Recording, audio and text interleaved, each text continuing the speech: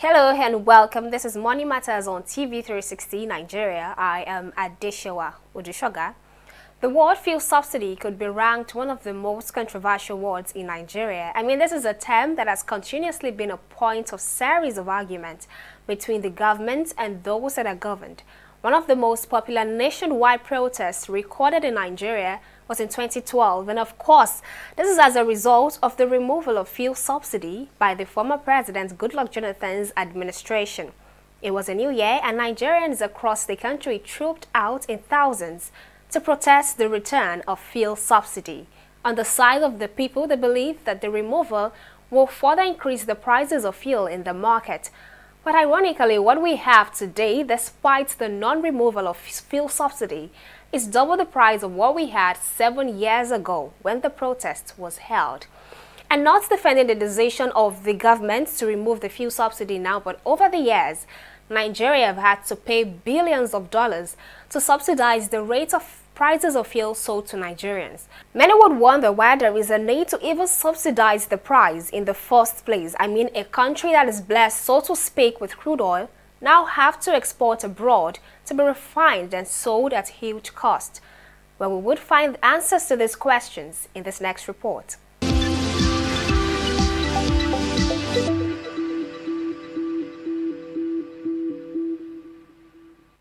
January 4th, 2012 is one day many Nigerians will not forget in a hurry.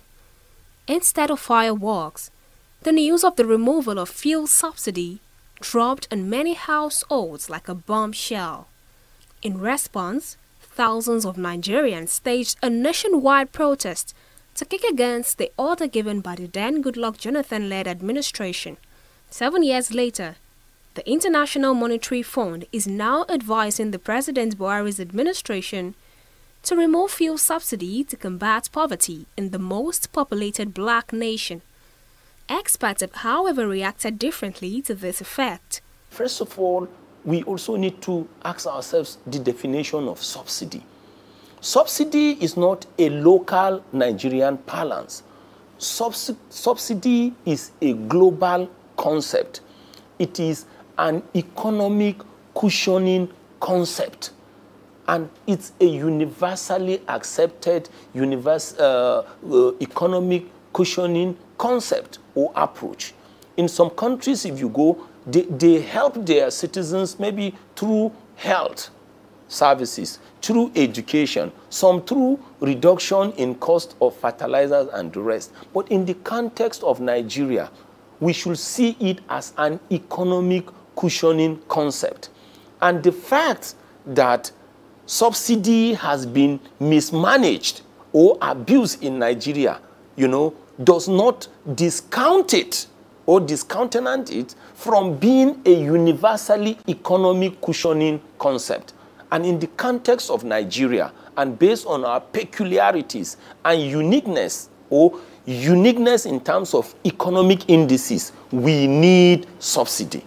I think the removal of fuel subsidy has been long overdue. For several years, way back 10, 15, 20 years, it was obvious that we needed to remove the subsidy. And the failure to remove the subsidy is the primary reason why we haven't seen a lot of refineries being built in Nigeria. Even the multinationals, the international oil companies, have always said they want to build refineries in Nigeria if they are sure they can sell the products at an effective economic price, which covers the cost of producing all those refined products. But if you are carrying the cost of producing as a company and you don't have control over the price of your products, then you are not sure that you will ever recover the cost of producing and make any profits for the investors in that refinery. So it's simply a simple matter of basic economics, that since the refineries are not going to be built by government, they are going to be by private investors, local and foreign, who are going to use their own funds and borrow a lot of money from the financial institutions. They have to be sure that they can sell the products at any given time at the market price that covers their costs. in a regime of fixed prices supported by fuel subsidies, you cannot do that. And all those refineries will create a lot of jobs, thousands of jobs, if we had had all those refineries built. And so it is in the best interest of the country to do it. It is never too late to do the right thing. So, and it's nothing to do with whether IMF says so or not.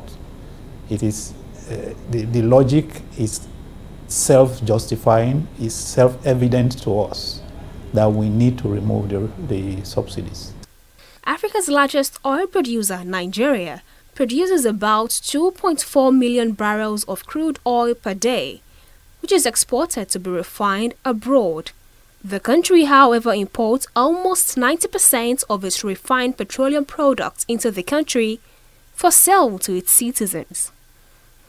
Something is happening that will hit Nigeria like a tsunami very soon. A lot of countries have decided, especially countries that have heavy crude oil and what we call also shale oil, they have decided to carry out what we call research and development. And they are now making those heavy crude and shale crude, you know, suitable as feedstock to their refineries or for their refineries. And that simply means they can get the crude oil now, whether you call it shale oil or heavy crude oil or whatever, and put them into their refineries because of the modifications they have carried out, and they will be able to refine. So very soon, people will not buy Nigerian crude oil, despite what we call the sweet nature, because our crude oil doesn't have sulfur, or is basically sulfur-free. So we call it sweet crude, and it is very light, having what we call high API gravity. API simply means American Petroleum Institute gravity. So it's very light, but people will not buy. And that will force us to shamelessly start having refineries internally. And that will be in our positive interest. If we were producing a very large quantity of petroleum products beyond our needs, we will be the cheapest supplier to all the countries from Senegal to South Africa, instead of going to Europe to import petroleum products. And so that market is there, which was for us for the taking, because we had the products in the ground, crude oil is in the ground. We have now about 40 years generation of Nigerians who have been trained in petroleum products refining. The goal of many private owners is to make profit, especially investing in profit-oriented businesses like refineries. But only few are investing in these businesses. Even if private individuals or private Nigerians want to come in and see how they can form a consortium and construct refineries or establish refineries, the government of a country is the biggest guarantor. If Nigeria gives guarantee of credit, any consortium that wants to construct or establish a refinery will be supported. They have always wanted to do it. During the administration of Umaru Yar'Adua, Dangote and Otetola had bought 2 of our refineries, and they had actually paid for them because they were going to completely revamp and expand those 2 refineries. But President Yar'Adua, of course, under pressure from this same vested interest, cancelled the sale and returned the sale proceeds to those people. It shows how strong the vested interests have been and how long they have been there. So that's what is really happening. That we know that we need to do it, but it just so happens that some people have been able to stop government from doing it. That we need to build the refineries. There are local and foreign investors willing to build refineries. Our first refinery in Port Harcourt was built by a private international oil company, Shell. It wasn't even built by the government. The government acquired it during the administration of one of former leaders. So all around the world, private business builds refineries because it's a very profitable, sustainable business. But the reason why you can't do it here is that if you build a refinery here, you can't fix the price of your products. It's like you build a house and you can't fix the rent. So you alone know the cost of building a refinery, and you know you have to recover your investment by fixing the right price. But that simple arrangement that is obvious to anyone has not been allowed to work because some vested interests just believe that they will hold us to ransom. The former Nigerian president Olusegun Obasanjo introduced subsidy plan to keep the price of petrol low after the NNPC unified the price of crude oil in accordance with the global market. In what appears to be an unending controversy between the government, the people, and oil regulators, the current administration has proposed 305 billion naira for fuel subsidy in the 2019 budget. On Digi 360, we don't just ask the questions. What is wrong with amending the Constitution the way the National Assembly members have been doing it? We seek answers. Constitution is constituent. Our problem is not lack of laws. Our problem is lack of the willpower to implement our laws. Answers that provide clarity. While we negotiate, we should try to make it a point that the girls must be complete. The clarity you need to make informed judgment so that you can make the right decision and take action. People are saying it is you politicians that are responsible for this, that you are the reason why this is happening. All these dollars that call themselves governors in this country. I wish we had people like Tony at the National Assembly. God forbid that I go to join that band. Digi 360, providing clarity to issues.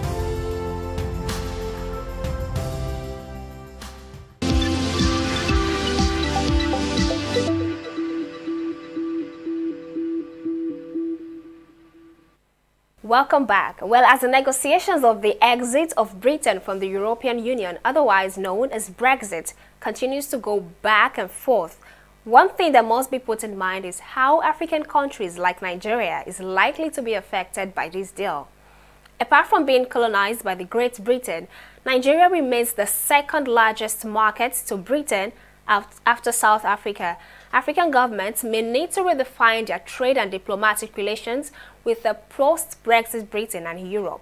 Trade and investments will be affected most by Brexit. Most of the trade arrangements the UK has with African countries were negotiated through the EU, and this means the arrangements will cease to apply or will have to be renegotiated when the UK finally leaves the European Union.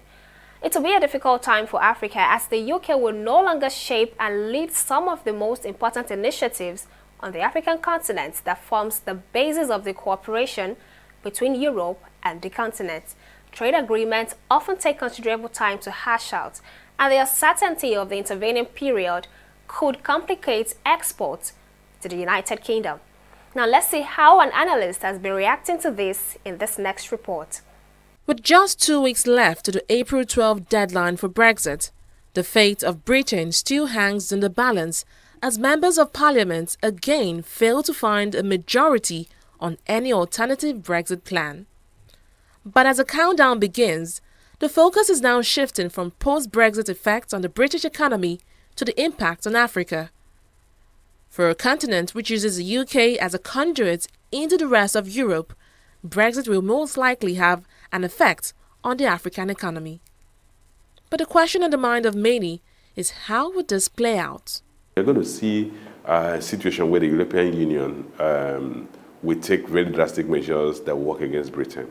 Then we should also see a lot of shift by institutional investors away from London, which currently is the financial capital of Europe. You are going to see a situation where African economies will no longer, in the short term, be able to get a kind of funding, particularly portfolio investors that come from Britain to Africa. So you might see a situation where those investors will first of all focus on the European countries instead of focusing on Africa. Now, why is Britain so important, and why does it wield so much power?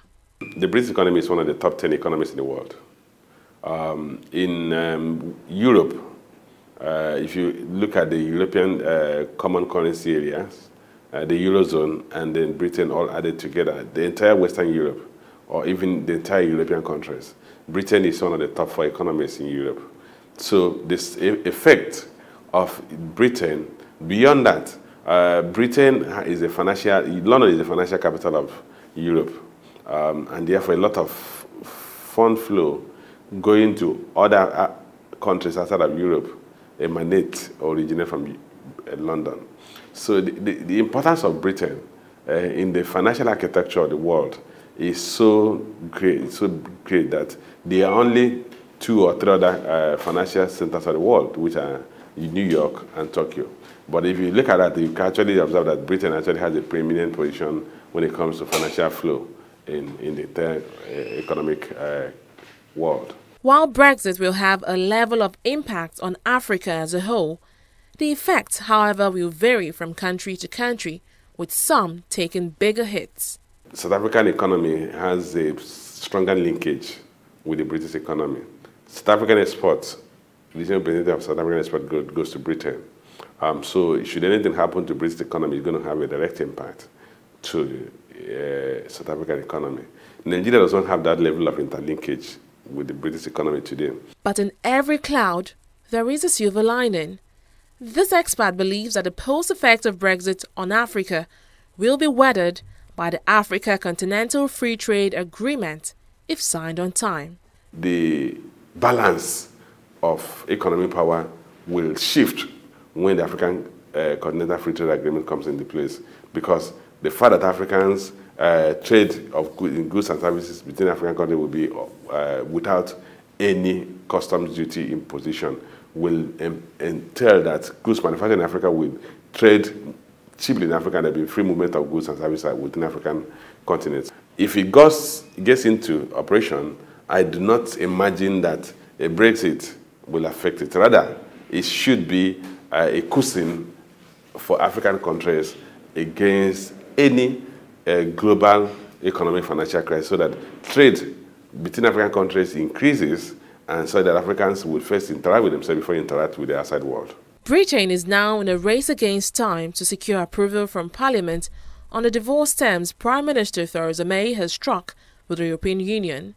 Failure to do this could mean the country crashing out without a deal. Fidelia Aguncha, TV360, Nigeria.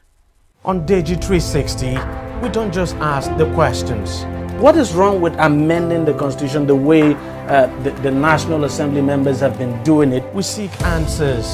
The Constitution is constituent.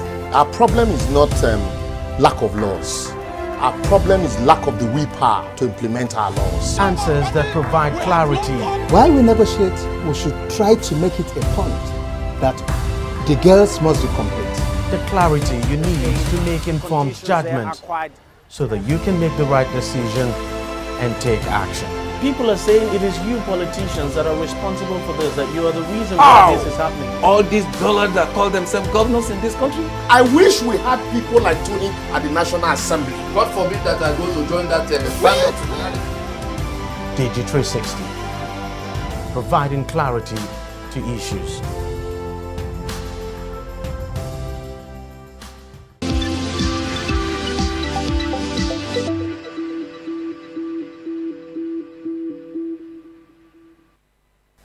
Well, that's it on Money Matters. To watch us again, it's simple. Just visit our website at www.tv360nigeria.com. Visit our YouTube channel at TV360 Nigeria. Follow us across all of our social media platforms at TV360 Nigeria. Thank you very much for watching. Bye for now.